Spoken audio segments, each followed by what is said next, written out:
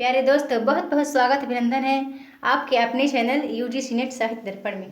तो जैसा कि आप जानते हैं कि हम इस चैनल के माध्यम से एनटीए नेट की तैयारी हिंदी विषय से कर रहे हैं। तो यदि आप चैनल पे न्यू हैं, मेरे चैनल को पहली बार देख रहे हैं, तो चैनल को सब्सक्राइब कर लीजिए, साथ साथ बेल आइकन को प्रेस कर लीजिए ताकि मेरी हर आने वाली वीडियो का नोटिफिकेशन आपको सबसे पहले प्राप्त हो। फ्रेंड्स, आज हम इकाई 5 में लगी हुई हमारी एक कविता है जो कि निराला कृत है। निराला की कुकुरमुत्ता है, 1941 इसमें प्रकाशित हुई है और यह नए पत्ते में संकलित है। ये आप जरूर याद रखिएगा कि नए पत्ते में इसका संकलन हुआ है और यह राग विराग से ली गई है। तो फ्रेंड्स, बताना चाहूँगी कि यह कविता निराला जी ने अपने समय की परिस्थितियों पर इस कविता में करारा व्यंग्य किया है।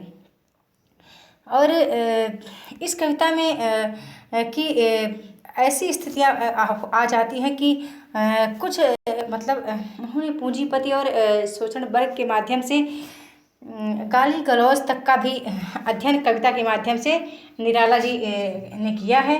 तो चलिए पहले हम इसकी समीक्षा देख लेते हैं और हम देखेंगे कि इस कविता के संबंध में किस विद्वान ने किस आलोचनाकर्ता ने क्या मत व्यक्त किया है। ठीक है, तो हम स्टार्ट करते हैं आज की कविता।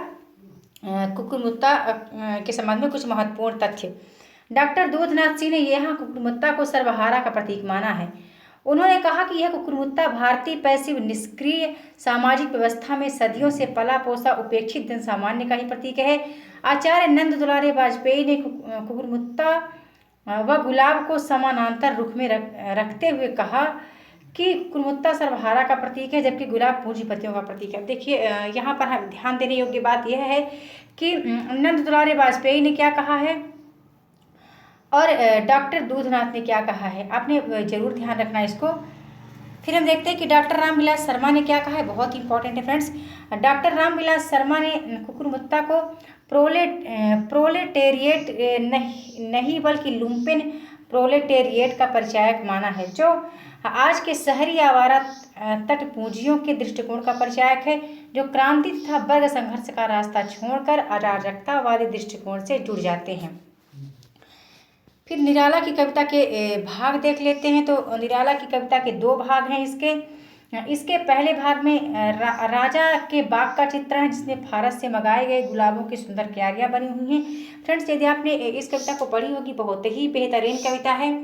तो यदि नहीं पढ़ा है तो निवेदन करूँगी कि प्लीज़ आप इसको एक बार पढ़ लीजिएगा। ये तो है तो लंबी कविता, बट फिर भी आप इसको देख लीजिएगा, बहुत ही इंटरेस्टेड है। तो पहले भाग में राजा के बाग का चित्रण है जिससे फारस से मंगाए गए गुलाबों की सुंदर क्यारियाँ बनी हुई हैं। सौंदर्य को बढ़ाने के लिए कृत्रिम पहाड़ियाँ निर्मित हैं। इस कविता का दूसरा भाग गरीबों के झोपड़ी तथा गरीबी के जीवन की असहाय परिस्थितियों को चित्रित करता है। ऐसे आलोचकों की सतही दृष्टि इस कविता को मार्क्सवाद बनाम पूंजीवाद के रूप में देखती है। इस बात का भ्रम तब और उभर कर आता है जब पहले ही भाग में कुकुरमुत्ता गुलाब के लिए भदेसज गालियों का प्रयोग करता है। मतलब कुकुरमुत्ता है जो कि गुलाब के लिए गंदे गंदे शब्दों का प्रयोग करता है। कुकुरमुत्ता ने गुलाब को नीच कहा, कमीना कहा, असभ्य कहा, खून चूसने वाला कहा, औरतों से प्रेम करने वाला, इतराने वाला तथा शाहों व नवाबों का प्यारा आदि रूप में इस तरह से अपशब्द शब्दों का प्रयोग कुकुरमुत्ता ने गुलाब के लिए किया।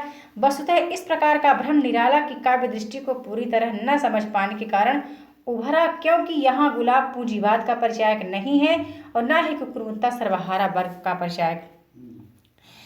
ऐसा निराला को भ्रम हुआ है इसलिए कहा गया है। ठीक है फ्रेंड्स, अब हम देखते हैं नेक्स्ट कि निराला की कविता तथा काव्य जीवन दोनों में अद्वैत वेदांत का दर्शन का प्रबल प्रभाव रहा। यह अद्वैत वेदांत, आप याद रखना कि निराला जी जो हैं वो अद्वैत वेदांत से प्रभावित थे। यह अद्वैत वेदांत मानववाद को उजागर करने का दर्शन है जो समाज को बांटता नहीं बल्कि बांटने वालों का विरोध करता है। प्रगतिवादियों ने मार्क्सवाद का सहारा लेकर पूरे समाज को द्वंद्वात्मक भौतिकवाद के नजरिए से देखा। मार्क्सवाद को बिना समझे इन प्रगतिवादियों ने समाज में अराजकतावादी नीतियों का प्रसार किया। उनकी समझ में जो कुछ भी सुंदर, सुरुचिपूर्ण तथा अभिजात मूलक था वह पूरी तरह से त्याज्य था। इस प्रकार के दृष्टिकोण से समाज विघटित होता है, न कि उसका विकास। निराला ऐसे ही तटपूंजीय प्रगतिवादियों का विरोध करते हैं। फिर हम देखते हैं थोड़ा सा कुकुरमुत्ता के संबंध में कि ये कैसी रचना है। तो फ्रेंड्स, कुकुरमुत्ता निराला की 1941 ईस्वी में प्रकाशित एक चर्चित व्यंग्यपरक कविता है जिसका मूल स्वर प्रगतिवादी है। मूलतः यह कविता निराला के काव्य संकलन नए पत्ते में संकलित है। ये इंपॉर्टेंट है, प्लीज आप इसको ध्यान रखना, क्योंकि अक्सर एग्जाम में पूछा जाता है कि यह कविता किसमें संकलित है। तो यह नए पत्ते में संकलित है। कुकुरमुत्ता की रचना राम की शक्ति पूजा के लगभग 4-5 वर्षों के पश्चात हुई। निराला ने वनवेला, तोड़ती पत्थर, भिक्षु तथा बादल राग जैसी कविताओं को लिखकर निम्न जन अथवा सर्वहारा की शक्ति को पहचानने की कोशिश की थी। उनकी कुकुरमुत्ता भी इसी अनंतर में लिखी जाने वाली कविता है। निराला की छायावादी संस्कार इस कविता में प्रगतिवादी संस्कारों में रूपांतरित नजर आई है। अब देखिए, हमने देखा कि रामविलास शर्मा ने कुकुरमुत्ता के संबंध में क्या कहा था। अब हम देखते हैं कि यहाँ प्रभाकर माचवे ने लिखा है कि निराला की कविता में यहाँ एक नवीन प्रस्थान बिंदु नजर आया। यहाँ से उनकी कविता थोड़ी देर रुकी, ठीक ठिठकी और फिर कुलाचे भरती हुई दौड़ पड़ी। डॉक्टर दूधनाथ सिंह ने इस कविता पर विचार करते लिखा कि यहाँ कुकुरमुत्ता सर्वहारा का प्रतीक है। आचार्य नंदलाल वाजपेयी ने कुकुरमुत्ता को सर्वहारा कहा, जबकि गुलाब को पूंजीपतियों का परिचायक माना है। फिर देखते हैं कि डॉक्टर रामविलास शर्मा ने क्या कहा है कुकुरमुत्ता के संबंध में। तो प्रसिद्ध आलोचक डॉक्टर राम कुमार वर्मा ने यह माना है कि कुकुरमुत्ता की तर्क योजना जिस वर्ग दृष्टि का प्रतिनिधित्व करती है। फ्रेंड्स, बताना चाहूँगी कि अक्सर पूछा जाता है कि किस आलोचक ने क्या कहा, क्योंकि जो न्यू पैटर्न के अकॉर्डिंग एग्जाम हुआ है तो इस तरह के सवाल पूछे गए थे। जैसे भारत भारती के संबंध में सवाल था कि किस आलोचक ने क्या मत व्यक्त किया है। तो यहाँ पर हम देखते हैं कि प्रसिद्ध आलोचक डॉक्टर रामविलास शर्मा ने यह माना कि कुकुरमुत्ता की तर्क योजना जिस वर्ग दृष्टि का प्रतिनिधित्व करती है उसका संबंध प्रोलेटेरिएट सर्वहारा से नहीं बल्कि लुम्पेन प्रोलेटेरिएट से है, जो शहरी आवारा टकपूंजीय लोगों की दृष्टि है, जो क्रांति तथा वर्ग संघर्ष का रास्ता छोड़कर अराजकतावादी नीतियों के प्रसार से जुड़ जाती है। उपरोक्त मान्यताओं के आधार पर निराला की कविता कुकुरमुत्ता को नहीं समझा जा सकता। यह सही है कि इस कविता के दो भागों के माध्यम से एक तरफ नवाब के महल तथा उसके सुंदर बाग का चित्रण है जिसमें फारस से मंगाए गुलाबों की क्यारियां बनी हैं तथा सुंदर कृत्रिम पहाड़ियां निर्मित हैं, और दूसरी तरफ देखा जाए तो दूसरे भाग में गरीबों की मिट्टी में अधगढ़े झोपड़े हैं तथा जीवन विडंबनाएं सहज ही झलक उठती हैं। इन दोनों भागों की योजना को देखकर इस भ्रम का उत्पन्न होना स्वाभाविक है।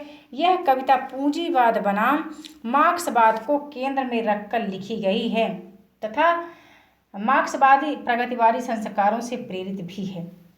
अब हम देखते हैं कि यह भ्रम तब विस्तृत होता है जब कुकुरमुत्ता आम कम्युनिस्टों की भाषा में गुलाब को देसी भदेश और अश्लील गालियां बकता है। अबे सुन बे गुलाब, ऐसा ये पंक्ति आती है। फ्रेंड्स, यदि आपने पढ़ा होगा तो आप समझ पाएंगे कि ये पंक्ति आती है,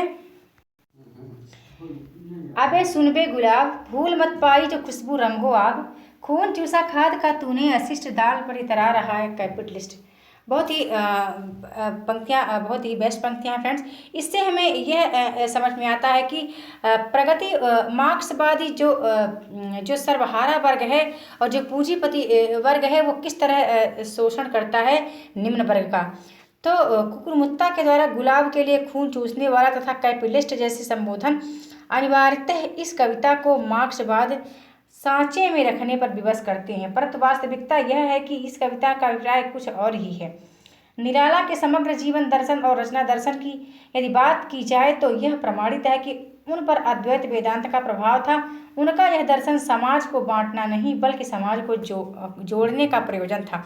यह कविता हास्य व्यंग्य परक कविता है जो मार्क्सवाद से प्रेरित न होकर उन मार्क्सवादियों पर प्रहार करती है जो घृणा, प्रचार तथा विभेद के द्वारा समाज को बांटने और तोड़ने में लगे हुए हैं। कवि ने गुलाब के बहाने पूंजीपतियों के प्रति अपना आक्रोश व्यक्त किया है। कुकुरमुत्ता नितांत उपेक्षित सर्वहारा वर्ग का प्रतीक है जिसे अपनी हीनता के बोध में पूंजीपति जैसे गुलाब से घृणा है। निराला ने इस कविता में गाली गलौज के स्तर पर भाषा का प्रयोग करते हुए लिखा है, तू हरामी खानदानी रोज पड़ता रहा पानी, और प्लीज़ आप इसको देख लीजिए कविता को। कविता को पढ़ने पर आपको जितने भाव आज मैं यहाँ पर लेकर आई हूँ सब आपको समझ में आ जाएंगे फ्रेंड्स। तो कुकुरमुत्ता स्वाभिमानी व्यक्ति है जो सिर उठाकर खड़ा है, उसे उगाया नहीं जाता, वह तो खुद ही उग जाता है। वह गुलाब से कहता है कि तू बनावटी है जबकि मैं असली हूँ। कब यह कहना चाहता है कि पूंजीवादी सामाजिक व्यवस्था की देन है, यह मानवकृत होने के कारण कृत्रिम है। पूंजीवादी व्यवस्था श्रमिकों का शोषण कर रही है। कुकुरमुत्ता अपनी उपयोगिता बताता हुआ अपने को कई रूपों में प्रक्षेपित करता है। वह अपने को छाता बताता, दो कुकुरमुत्ता मिला दिया जाए तो शिव का डमरू बन जाता, अगर उसे उल्टा कर दिया जाए तो माँ यशोदा का मथानी बन जाता, और अपने को सर्वव्यापकता बताता हुआ कहता है कि मैं कुकुरमुत्ता हूँ पर बेंजामिन वैसे बने दर्शन शास्त्र जैसे, फलसी और फलसफा जरूरत और होरफा सरसता में फ्रांड कैपिटल में जैसे लेनिनग्राड। मतलब अपनी प्रशंसा में इस तरह कुकुरमुत्ता कह रहा है। निराला ने कुकुरमुत्ता के माध्यम से सर्वहारा वर्ग के आत्मसम्मान को अभिव्यक्ति दी। फिर कुकुरमुत्ता ने प्रगतिवादियों पर भी व्यंग करते हुए कहा कि बहुत सारे लोग असंगत बातें लिखकर कहीं भी ईंट और कहीं का रोड़ा जोड़कर अपने को टी.एस. इलियट समझने लगी। वस्तुतः निराला अपने साहित्यिक मित्रों से अत्यंत खिन्न थे। इसी खिन्नता की अभिव्यक्ति उन्होंने यहाँ की है। कवि का यह कहना है कि गुलाब कांटों से घिरा है तथा तू सामान्य वर्ग में नितांत कटा हुआ। ये ऐसा कहते हैं गुलाब और कुकुरमुत्ता के संबंध में कि गुलाब जो है वो कांटों से भरा हुआ है, लेकिन तू सामान्य वर्ग से नितांत कटा हुआ है। भले ही तू अमीरों को प्रिय रहा हो, किंतु जन सामान्य तेरी पूंछ नहीं है। कुकुरमुत्ता कहता है कि मेरे शरीर में तेरी तरह न तो कांटे हैं न गांठ हैं, मैं तो मात्र रस ही रस हूँ। इस प्रकार इस संसार में तू बड़ा नहीं है, मैं बड़ा हूँ, ऐसा कुकुरमुत्ता कहता है गुलाब से व्यंग्यात्मक शब्दों का प्रयोग करते हुए। कुकुरमुत्ता निराला की सामाजिक चेतना एवं प्रयोगनशील प्रवृत्ति को निरूपित करने वाली कविता है। निराला ने इस कविता में अपने व्यंग का निशाना किसी एक व्यक्ति या वर्ग को नहीं बनाया। तो फ्रेंड्स, कभी वो पूंजीपतियों पर व्यंग करते हैं तो कभी थोथे समाजवादियों पर जो बकवास हुआ करते हैं। तो फ्रेंड्स बताना चाहूँगी कि यहाँ पर हमें सिर्फ इतना ही समझना है कि निराला जी ने अब व्यंग करते हुए व्यंग के माध्यम से कुकुरमुत्ता और गुलाब के माध्यम से सर्वहारा वर्ग के आत्मसम्मान को व्यक्ति दी है, और प्रतिवादियों पर व्यंग करते हुए असंगत बातें लिखकर बताई है कि गुलाब और कुकुरमुत्ता के माध्यम से कवि ने पूंजीपतियों पर करारा व्यंग किया है। तो फ्रेंड्स, आज की वीडियो में बस इतना ही। जल्द मिलती हूँ मैं अपने नेक्स्ट वीडियो में न्यू टॉपिक के साथ। तो आपको आज की वीडियो कैसी लगी प्लीज़ कमेंट करके ज़रूर बताना, और वीडियो देखने के लिए बहुत बहुत धन्यवाद।